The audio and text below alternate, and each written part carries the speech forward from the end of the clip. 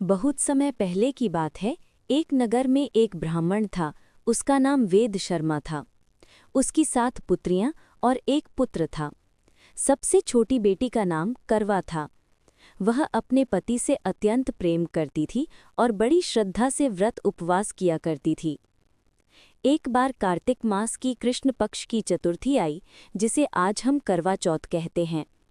उस दिन 7 बहनें और उनकी सबसे छोटी बहन करवा ने भी ये व्रत रखा। चांद निकलने से पहले की बात है।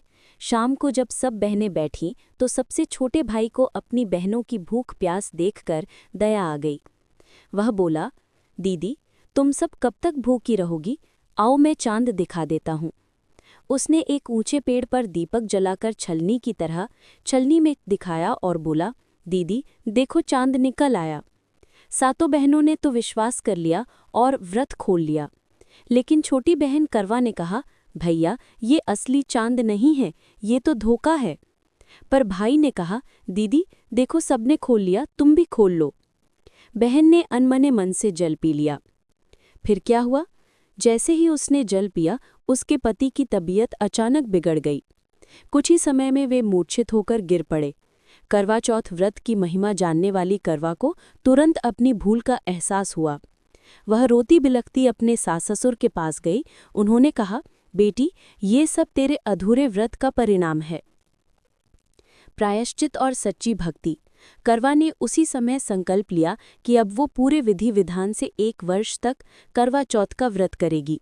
उसने ईश्वर से प्रार्थना की और अपने पाप का प्रायश्चित किया।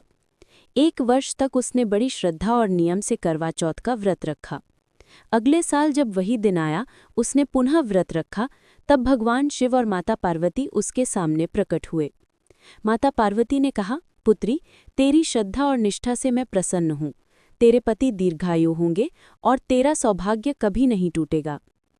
यह कहकर माता ने उसके पति को जीवन दान दिया।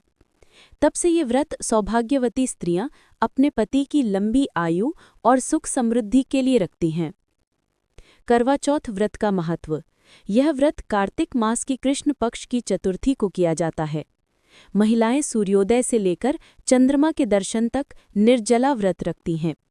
चंद्रमा को अर्घ्य देकर और पति के हाथ से जल ग्रहण करके व्रत तोड़ा जाता है। मान्यता है कि इस व्रत से पति की आयु बढ़ती है, वैवाहिक जीवन सुखमय होता है और दाम्पत्य में प्रेम बना रहता है। करवा चौथ व्रत विधि संक्षेप में। प्रातः स्नान करके व्रत का संकल्प लें। 16 श्रृंगार करें और शिव पार्वती गणेश जी करवा माता की पूजा करें। कथा सुने या पढ़ें। चंद्रमा निकलने पर छलनी से चांद और फिर पति का चेहरा देखें। पति के हाथ से जल ग्रहण कर व्रत खोलें।